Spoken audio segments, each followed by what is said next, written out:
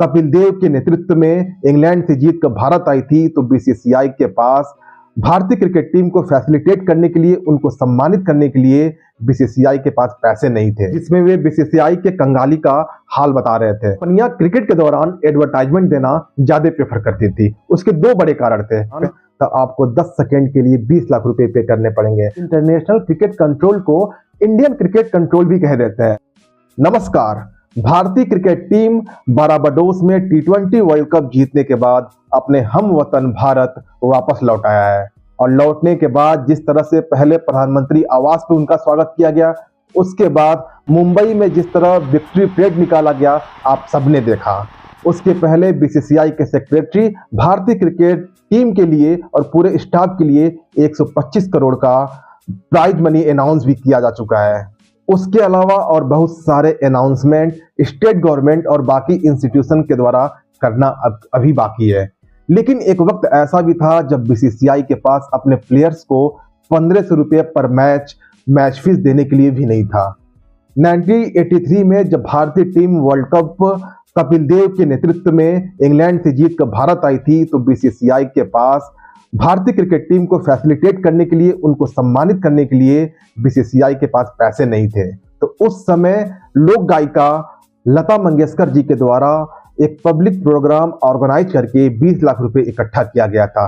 तब जाके उन सभी प्लेयर्स को सम्मानित किया जा सका था। इसी तरह 1987 में जब पहली बार भारत को 50 ओवर वर्ल्ड कप को होस्ट करने का मौका मिला, तो इस पूरे टूर्नामेंट को ऑर्गेनाइज कराने के लिए बीसीसीआई को 20 करोड़ रुपए की जरूरत थी। लेकिन बीसीसीआई स्पॉन्सरशिप और अन्य तरीकों से केवल 38 लाख रुपए जुटा पाई थी। तो ऐसे में भारत सरकार के सहयोग से 4 करोड़ रुपए और बाकी उस समय के रिलायंस ग्रुप के चेयरमैन धीरू भाई अंबानी के सहयोग के बाद बीसीसीआई किसी तरह से 1987 का वर्ल्ड कप भारत में ऑर्गेनाइज करा पाई थी। इसके अलावा आपको आकाश चोपड़ा का पॉडकास्ट का एक वीडियो आपको याद होगा, जिसमें वे बीसीसीआई के कंगाली का हाल बता रहे थे कि जिसमें जब भारत ऑस्ट्रेलिया में खेलने जाती थी, तो वहां पे ऑस्ट्रेलिया में कोकोबोरा बॉल से टेस्ट मैच कराया जाता था। लेकिन भारतीय टीम बीसीसीआई के पास इतने पैसे नहीं थे कि भारतीय टीम को प्रैक्टिस करने के लिए कोकोबोरा की बॉल मुहैया करा सके। भारतीय टीम वहां पे ESG के बॉल से प्रैक्टिस करती थी। BCCI at that time could not afford those many balls. और ये बात बहुत पुरानी नहीं है। आकाश चोपड़ा ने जिस वाकया का जिक्र किया था, वह 2003-2004 का भारतीय टीम का ऑस्ट्रेलिया दौरे का जिक्र किया था। और यहां तक कि बीसीसीआई को इंटरनेशनल क्रिकेट को ब्रॉडकास्टिंग के लिए, ताकि नेशनल टीवी पे आ सके, इसके लिए दूरदर्शन को 5 लाख रुपए पर मैच दिया करता था। लेकिन पिछले 2 दशक में ऐसा क्या हुआ, बीसीसीआई को ऐसा कौन सा अलादीन का चिराग मिल गया, जिसके बाद बीसीसीआई विश्व का सबसे मजबूत, सबसे स्ट्रांग, सबसे पैसे वाला क्रिकेट बोर्ड बन के उभरा।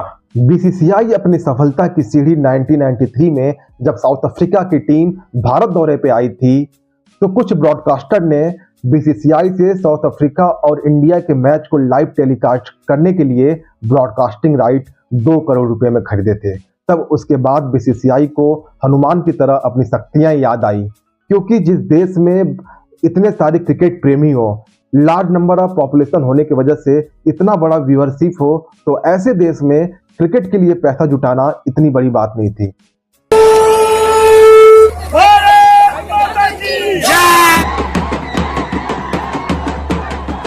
और 1992 में ही भारत में एलपीजी सुधार भी किए गए थे। एलपीजी मतलब लिबरलाइजेशन, प्राइवेटाइजेशन और ग्लोबलाइजेशन, जिसके बाद बहुत सारी प्राइवेट और विदेशी कंपनियां भारत आई, और वे सारी कंपनियां टीवी चैनल और ब्रॉडकास्टर को एडवर्टाइजमेंट देना शुरू कर दी थी।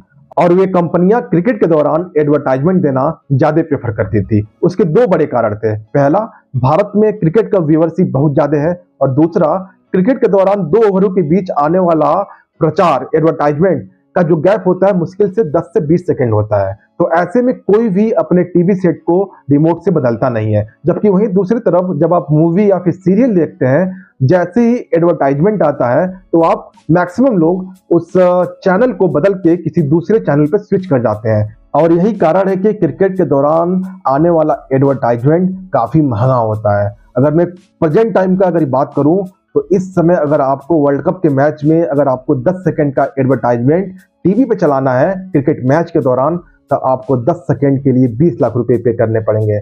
जबकि वहीं भारत और पाकिस्तान जैसे मैचों के लिए 10 सेकंड का केवल एडवर्टाइजमेंट चलाने के लिए 30 लाख रुपए देने पड़ते हैं।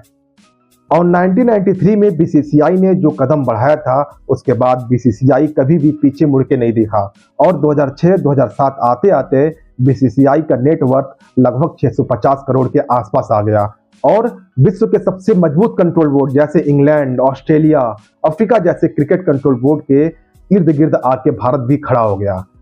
लेकिन बीसीसीआई ने जब 2007-2008 में आईपीएल लीग की स्टार्ट किया, तो उसके बाद बीसीसीआई इकोनॉमिकली इतना स्ट्रांग हो गया कि अगर बाकी विश्व के जितने भी क्रिकेट कंट्रोल बोर्ड हैं उनके नेटवर्थ को ऐड कर दिया जाए, तब भी भारत के नेटवर्थ के अगल बगल नहीं पहुंच पाते हैं।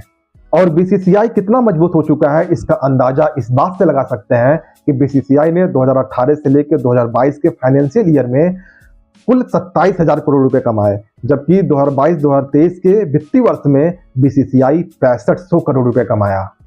और इसके अलावा 2022 से लेकर 2027 का ब्रॉडकास्टिंग और डिजिटल राइट बीसीसीआई ने लगभग 48,000 करोड़ रुपए में बेचे हैं। और आज बीसीसीआई इतना मजबूत हो चुका है कि आईसीसी को मिलने वाली कुल फंडिंग का 80% भारत ही करता है, और जिसके वजह से आईसीसी में भारतीय क्रिकेट कंट्रोल बोर्ड का ही पूरा बोलबाला है। और बीसीसीआई का आईसीसी में कितना बोलबाला है, इसका अंदाजा इस बात से लगा सकते हैं कि अगले 6-7 साल में आईसीसी के द्वारा ऑर्गेनाइज कराने वाले जितने भी मेजर इवेंट हैं, जैसे T20 का वर्ल्ड कप हो या फिर 50 ओवर का वर्ल्ड कप हो या फिर चैंपियंस ट्रॉफी हो, उन सभी 8-9 मेजर ट्रॉफी जो ऑर्गेनाइज होने वाले हैं उनमें से 4 भारत में होने वाले हैं। और उसके अलावा बीसीसीआई का आईसीसी में इतना स्ट्रांग होल्ड है, कुछ लोग तो आईसीसी यानी इंटरनेशनल क्रिकेट कंट्रोल को इंडियन क्रिकेट कंट्रोल भी कह देते हैं, क्योंकि आप देखते हैं कि जब बीसीसीआई के द्वारा आईपीएल जैसा इवेंट कराया जाता है तो उस वक्त आईसीसी कोई भी इवेंट नहीं कराया जाता है। यहां तक कि बायलैटरल सीरीज भी कोई भी कंट्री ऑर्गेनाइज नहीं कराती है, मेजर बायलैटरल सीरीज। उसके अलावा आपने देखा होगा कोविड-19 के बाद जब बाकी देशों में क्रिकेट ठप था, आईसीसी किसी भी कंट्रोल बोर्ड को क्रिकेट की अनुमति नहीं दे रही थी, लेकिन उस दौर में भी बीसीसीआई को आईपीएल और डोमेस्टिक क्रिकेट कराने की अनुमति आईसीसी ने दे दी थी। और इसका विरोध बाकी क्रिकेट कंट्रोल भी मुखर होकर नहीं कर पाते हैं। इसका मेन रीजन ये है कि जब जब बाकी क्रिकेट कंट्रोल बोर्ड को समस्याएं आती है, इकोनॉमिकली स्ट्रगल करते हैं, तब तक वे भारत से अनुरोध करते हैं कि भारत के साथ कुछ मैच खेलने, जिससे उनका बोर्ड इकोनॉमिकली स्ट्रांग हो जाए। क्योंकि भारत के साथ कोई भी कंट्री जब क्रिकेट खेलती है तो उसका ब्रॉडकास्टिंग राइट काफी महंगे में बिकता है, तो ऐसे में क्रिकेट कंट्रोल बोर्ड को काफी फायदा होता है।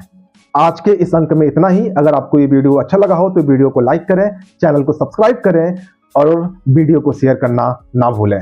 Thank you.